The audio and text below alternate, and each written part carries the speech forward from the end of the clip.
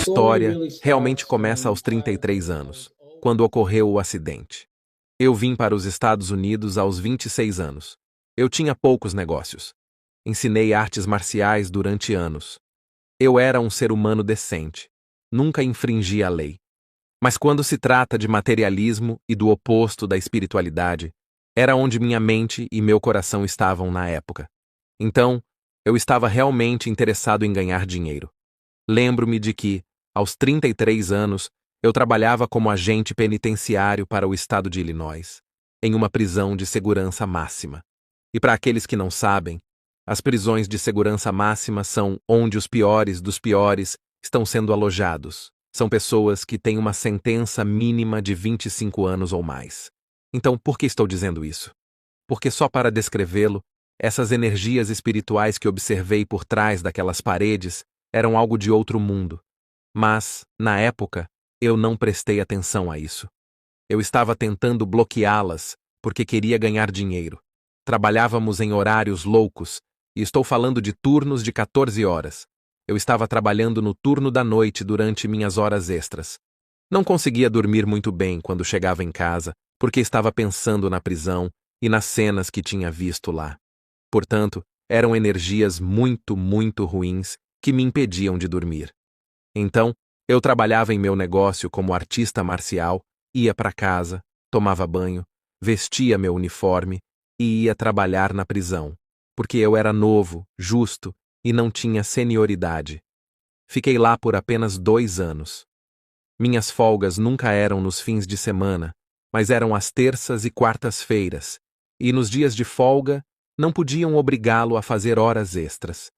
Lembro-me de que era uma terça-feira de manhã e eu pensei: vou para casa, vou relaxar, vou ver meus filhos e vai dar tudo certo.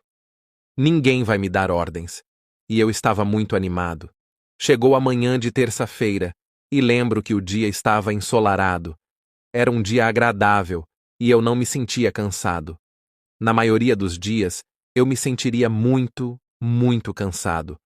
Mas não me senti cansado durante esse dia. Por alguma razão, senti uma descarga de adrenalina porque senti que iria fazer algo divertido hoje à noite. Não sei o que, mas vai ser divertido. Entrei na minha van e fui para uma rota chamada Route 3, que fica a cerca de 1 hora em linha reta, com campos de milho secos em ambos os lados. Nada. E é só dirigir de volta. Lembro-me de que eram 7 horas da manhã e eu estava dirigindo a cerca de 115 km por hora, porque esse era o limite de velocidade. E eu não estava em excesso de velocidade, porque eu era, sabe, um agente penitenciário. Eu estava de uniforme. É preciso obedecer à lei sempre. Mas especialmente quando se está de uniforme. Não sei o que aconteceu, mas em uma fração de segundo, não sei se cochilei, se adormeci, não sei o que aconteceu, mas foi uma fração de segundo e, de repente, senti que meu volante travou. Eu senti. Meus freios travaram. Estava preso. Nada funcionava, como se não houvesse nenhum fluido hidráulico neles. Então, aqui estou eu na minha van. Então, ela começou a se aquaplanar e a girar, e eu não entrei em pânico. Eu simplesmente não entendia o que tinha acabado de acontecer. Eu estava olhando para o medidor de velocidade naquele momento e esperando que a velocidade diminuísse para que eu pudesse tentar controlar o carro. Em vez disso, ela estava subindo. Então, ela passou de 115 para 120, 130 e 135. E eu não entendia o que estava acontecendo. E então, do outro lado de mim e do outro na pista oposta. Lembro-me de que, pelo para-brisa, vi o carro se aproximando enquanto eu estava girando, e havia uma senhora com 2 filhos pequenos no banco de trás. Lembro-me de ter dito a mim mesmo que não importava o que acontecesse, se eu dormisse ou não, não importava. Você não está tirando a vida deles com a sua. Então, com tudo o que eu tinha, eu estava dirigindo meu volante para a direita o mais forte possível. E então eu estava de frente para uma espécie de divisória de concreto, e estava olhando para as placas de velocidade e eram 135 km por hora. Lembro-me de que estava mais perto do que isso do muro de concreto, tentando reduzir drasticamente a velocidade. Lembro-me de segurar o volante, e como as pessoas dizem, você vê uma vida inteira à sua frente. Só me lembro de que eu estava com um sorriso enorme no rosto. Eu estava sorrindo como se estivesse prestes a receber no aeroporto um ente querido que não via há anos, e não sei porquê. Mas eu estava sorrindo e não estava com medo. E então ouvi o impacto, a explosão. Era o som de explosão mais alto que eu já tinha ouvido em toda a minha vida. E eu já tinha ouvido algumas explosões antes, mas nada como aquilo. Tudo o que me lembro é que o airbag começou a ser acionado, mas foi muito lento, e me pareceu que eram apenas lençóis pendurados do lado de fora para secar com um lindo lençol branco. Depois, tudo o que me lembro é de abrir os olhos de cabeça para baixo e observar que me lembro de tudo o que aconteceu desde o momento em que saí da prisão até o momento em que perdi o controle do carro e da senhora à minha frente, que tive de evitar o impacto. Eu me lembrava de tudo, então não é como se eu estivesse fora e não soubesse o que tinha acontecido. Eu estava de cabeça para baixo, estava na minha van, e há muitas fotos dela na internet. A van foi esmagada como uma lata de refrigerante, e a carroceria do veículo formou uma espécie de espadas parecidas com garfos que estavam em cima de mim. Eu estava embaixo e acordei, e foi a melhor sensação que já tive em toda a minha vida. Lembro-me de ter ficado impressionado com o fato de não haver som. Era como se o som tivesse sido completamente sugado para fora deste mundo. É claro que não há dor, não há cheiro, não há sensação de toque, não há absolutamente nada. E então percebo que meus pensamentos se foram. Eu não tinha nenhum pensamento. Eu simplesmente existia. Não tinha nenhum ponto de interrogação. Eu sabia de tudo. Eu me sentia protegido, feliz, em casa. Agora estou vendo tudo. Ainda estou no carro. O carro foi completamente esmagado, quase como o lado do motorista. Meu lado sofreu o maior impacto. Mas, tecnicamente, eu deveria ter sido decapitado. Praticamente. E estou lá, tentando descobrir o que está acontecendo. Quero dizer, ainda estou preso, mas não sei. É a melhor sensação do mundo saber que alguém está levando você constantemente e não há nada com que se preocupar. Você simplesmente vive uma verdadeira definição de vida. Viver uma vida incondicional, sem problemas, sem nada negativo em sua vida, sem pontos de interrogação, sem dúvidas. Lembro-me de que percebi que precisava sair dessa situação, mesmo que eu morresse, e é assim que me sinto. Olhei para fora e vi uma senhora do lado de fora da van. Ela estava andando de um lado para o outro. Parecia ser idosa, tinha cerca de 60 anos e estava vestida de preto, e suas roupas eram do século XIX. Ela tinha uma cicatriz de queimadura na bochecha direita, cicatriz na cabeça, e estava andando. E eu me lembro de estar de cabeça para baixo, e eu estava apenas. Sei que não conseguia falar. Este é o som de absolutamente nada. Era apenas minha visão. Lembro que estava apenas acenando porque queria me levantar. E ela estava andando de um lado para o outro, e toda vez que eu pedia ajuda, eu estava esperando por ajuda. Ela apenas acenava com a cabeça. Não, ela não falou para sentar. Apenas acenou com a cabeça. Naquela época, o meu antigo eu provavelmente teria ficado chateado e frustrado, e não entenderia por que eu não estava recebendo nenhuma ajuda. Lembro-me de que, naquela época, eu não estava julgando. Eu estava pensando, sabe, talvez ela esteja preocupada em fazer mais mal do que bem. Talvez ela esteja preocupada com a possibilidade de o carro pegar fogo e acontecer alguma coisa. Talvez ela esteja apenas com medo. Então, eu não fiz isso. Não julguei. E disse a mim mesmo que ainda queria aproveitar essa experiência, esse estado de sonho. Então, decidi fechar os olhos, me levantar e tentar sair e explorar novamente. No momento em que fechei os olhos, eles se abriram e tudo voltou à vida. Tudo. Os sons, os cheiros, muita gasolina e o cheiro do carro. E o carro ainda estava ligado. Tive que desligá-lo e senti a pressão no joelho porque tudo estava, sabe? Eu estava completamente esmagado e comecei a entrar em pânico. Comecei a não entender o que estava acontecendo. E então vi, acho, centenas de pessoas do lado de fora do carro até a estrada. Eram 3 caminhões de bombeiros, 2 ambulâncias. Foi uma loucura no final. Entendeu? Por quê? Porque eu me sentia ótimo. Eu só queria sair dali. Lembro-me de que o paramédico correu para a minha van e deu um carrinho de futebol na janela e gritou comigo a plenos pulmões, dizendo: "Não se mexa." E eu me lembro de ter dito: "Mas eu estou bem, prometo, está bem." E então ele disse: "Bem, você está em péssimo estado. Você acha que está bem, mas isso é ruim. Parece ruim. Não sabemos o que está acontecendo e simplesmente não se mexa." E então ele me deu um soro pela janela, e eu me lembro de ter dito a ele: "Por que você está me dando um pouco pela janela? Apenas me tire daqui para que você saiba que estou bem." E ele disse que não podemos tirá-lo daqui. Vamos ter que chamar os bombeiros. Eles estão a caminho, com as garras da vida. E suponhamos que alguns de vocês não saibam o que são as garras da vida.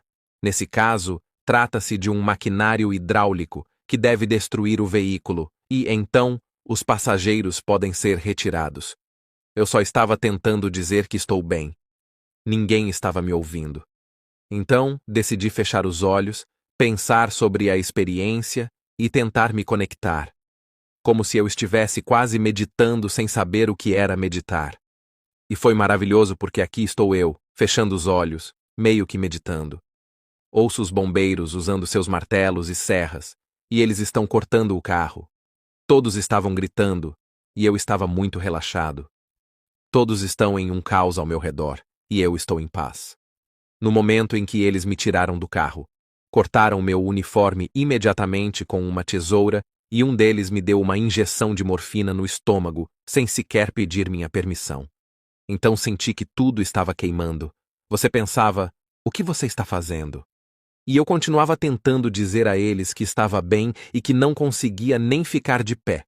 Eu estava bem, mas ninguém me ouvia. E eles me colocaram na maca e me amarraram.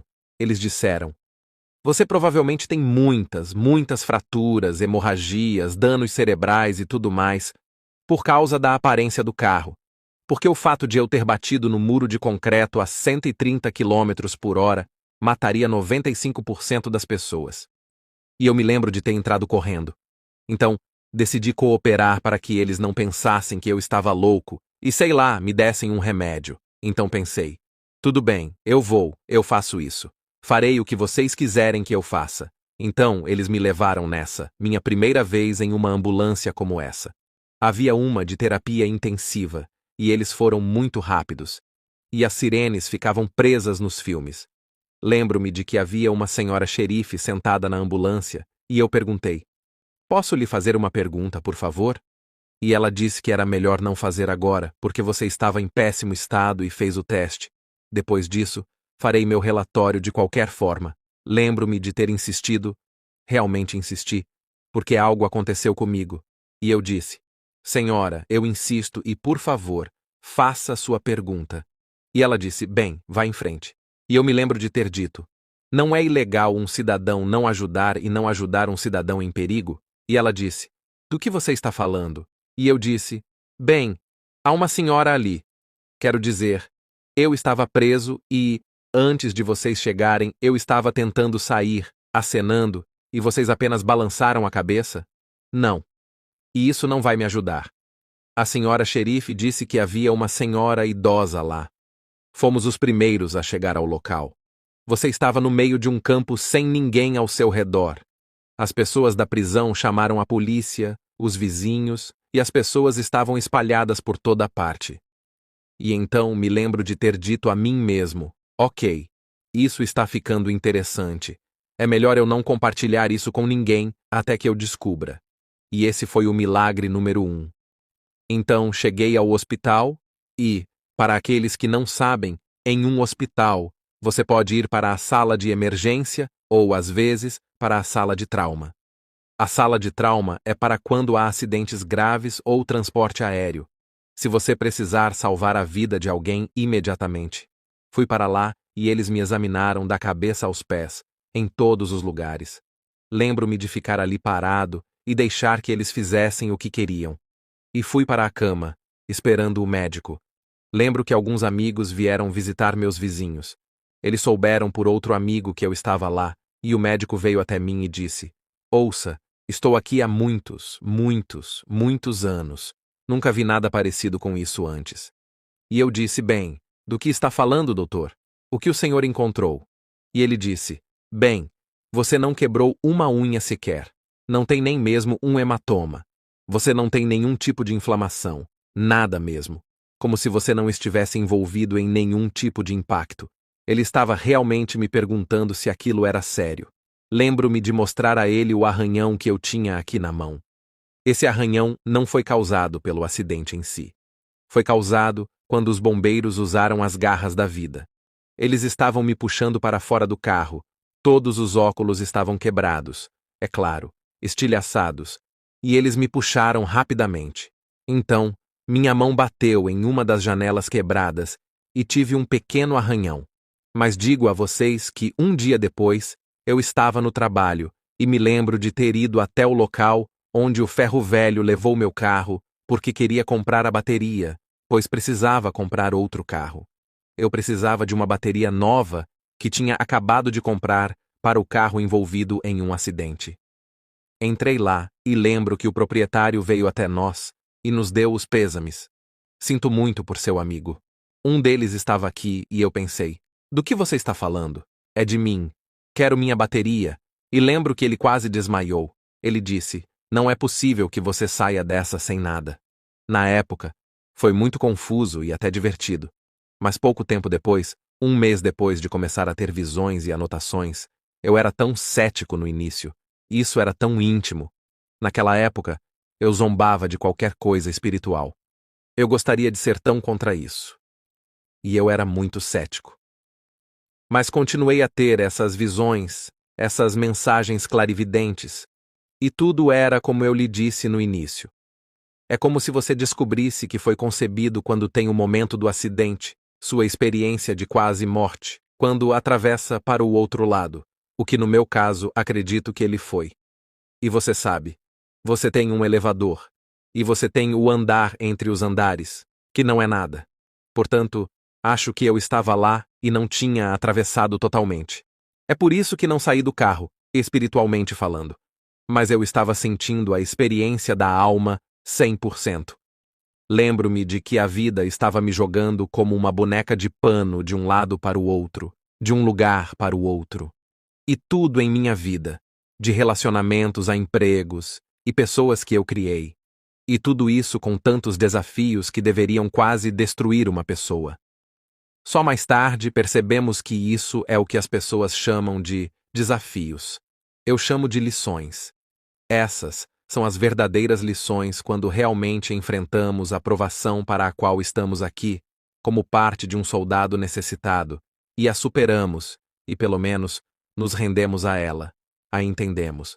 Então foram anos e meses encontrando essas habilidades psíquicas e recebendo mensagens com números.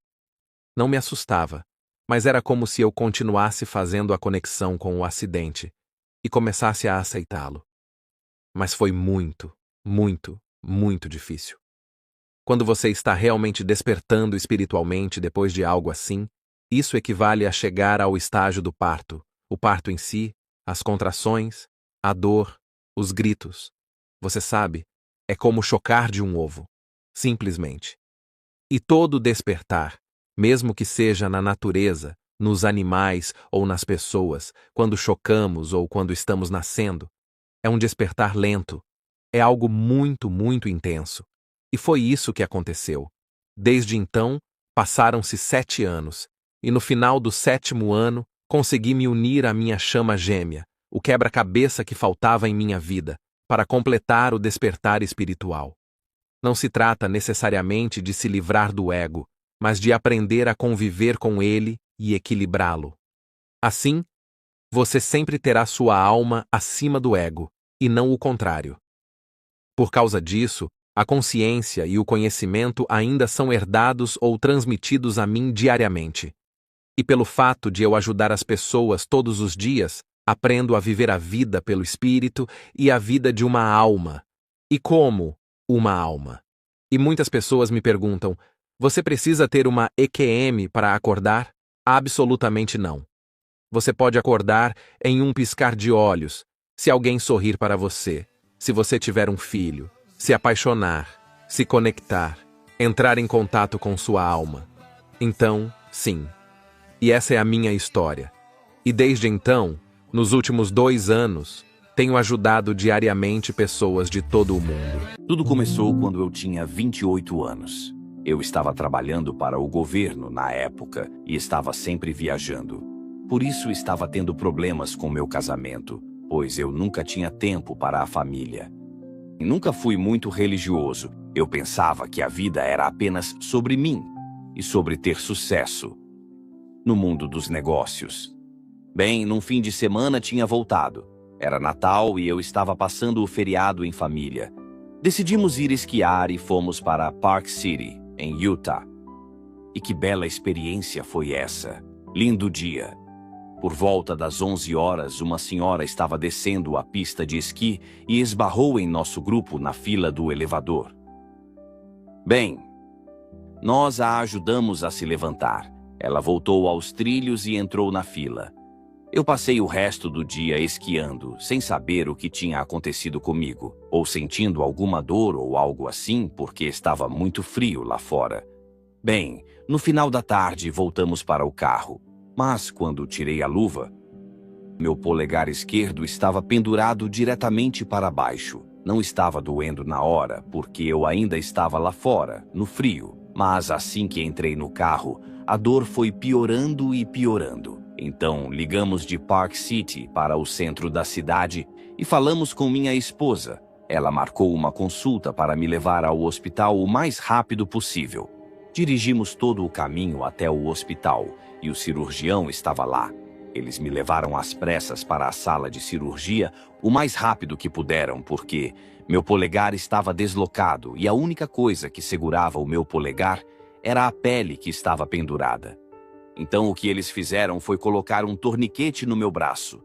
É um torniquete de ar com 2 válvulas. Essas válvulas são usadas para regular a pressão. A enfermeira disse que nunca tinha feito isso antes, e o cirurgião disse: posso te explicar o procedimento. O que você precisa fazer é apenas abrir e fechar as válvulas para controlar a pressão. Enquanto estava sentado ali na mesa, observei e tudo parecia estar indo muito bem. Eles realizaram a anestesia local para que eu não sentisse nada quando ele começasse a colocar meu polegar de volta no lugar. Com o passar do tempo, senti uma pressão bem aqui no meu braço, uma pressão que não foi muito agradável. Perguntei a eles se talvez pudessem fazer algo sobre isso. A enfermeira abriu a válvula, o que aliviou a pressão, e comecei a me sentir bem novamente. Mas depois a pressão começou a voltar, e quando a enfermeira afrouxou a válvula, ela esqueceu de apertar a outra primeiro. Então senti algo subir pelo meu braço, passar pelo meu peito e ir até o meu coração. Bem, a próxima coisa que percebi foi que eu estava flutuando por cima do meu corpo. Eu podia me ver na mesa deitado e ver o médico me operando. Mas o mais assustador, não para mim, foi ver a enfermeira saindo correndo da sala, dizendo que havia me matado. Eu estava acima do meu corpo. Havia outra pessoa sentada ao meu lado e eu não conseguia olhar para ela. Mas eu sabia que essa pessoa estava lá. Quando falava, fazia isso através da mente. E eu respondia também através da minha mente. Bem, durante a operação eu podia ver o cirurgião e as pessoas que estavam tentando me ressuscitar. Eu podia ouvi-los conversando e via a agitação na sala de cirurgia. Mas o cirurgião foi tão controlado em seu trabalho cirúrgico que eu realmente achei impressionante. E a pessoa sentada ao meu lado parecia satisfeita com o que estava acontecendo. Foi a sensação mais pacífica que já experimentei. Ainda hoje volto àquela sensação de paz que senti. Eu não conhecia a pessoa ao meu lado, mas eu definitivamente reconheceria aquela voz se a ouvisse novamente. E aquela pessoa estava lá para me ajudar. Alguns acreditam em anjos da guarda. Eu agora acredito porque um deles se sentou bem ao meu lado. E eu sei que era um homem. Nós nos sentamos lá e observamos e vimos o médico abrir meu polegar. Eu vi ele enfiar um alfinete no osso, bem aqui, para mantê-lo no lugar. Me lembro do alfinete saindo um pouco mais do que o pretendido. E vi ele agarrando-o e cortando-o para ter certeza de que não perfuraria a pele. Mas então chegou o momento em que a pessoa ao meu lado disse que era a hora de ir. Eu sabia, sem dúvida, que era a hora de partir, e para onde eu estava indo eu não sabia. Mas o que aconteceu a seguir foi como um piscar de olhos, e eu estava em um campo, o lugar mais lindo em que eu poderia estar. E eu vou te dizer por quê. Onde eu estava havia grama que chegava até a minha cintura. Mas aquela grama não soprava como o vento, estava fluindo. E eu me lembro vividamente de acariciar os topos daquela grama e sentir algo tão especial. Era como se aquela grama estivesse cheia de amor. Não sei como descrever isso, mas eu podia sentir o amor vindo daquela grama. Uma das coisas que me disseram foi que eu não tinha permissão para olhar para trás. Mas o que eu podia fazer era olhar para a esquerda e direita e para o que havia à minha frente. Na minha esquerda havia árvores. Essas foram as árvores mais incomuns que eu já vi. Seus troncos eram enormes e eu podia ver folhas no topo. Lindas folhas com cores que nunca tinha visto antes na Terra. Podemos ver coisas em 3D aqui. Multiplique isso por 10. As cores eram magníficas. O verde no topo das árvores era simplesmente algo que eu nunca tinha experimentado antes. A casca daquelas árvores tinha o tom de marrom mais lindo que eu já tinha visto. E à direita daquela floresta havia flores silvestres que eu nunca tinha visto antes na minha vida. E especialmente as cores. Eram tão lindas com tonalidades que eu nunca tinha visto. Essas flores silvestres também alcançavam cerca da minha cintura.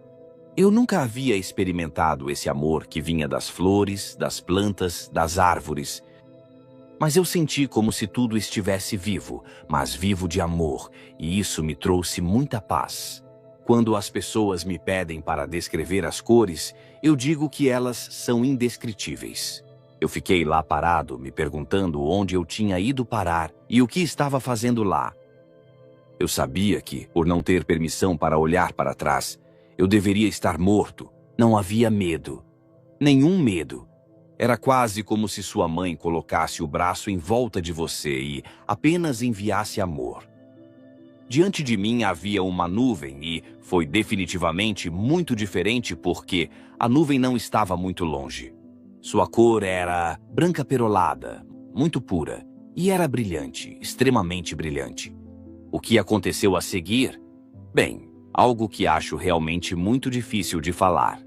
Eu assisti a um vídeo da minha vida, não era um vídeo comum saindo de um projetor. Era como um vídeo passando na minha cabeça. Mas o interessante desse vídeo é que eu vivi, como se o vídeo da minha vida estivesse se desenrolando. Eu me vi desde o dia do meu nascimento até os meus 28 anos de idade. Assisti meus pais me criarem, vi meus irmãos e irmãs e as atividades pelas quais passamos. Vi todo o tempo e esforço que meus pais dedicaram a mim. Eu assisti coisas que fiz bem, mas também vi coisas ruins que fiz. Algo que realmente me doeu foi o fato de como tratei minha esposa.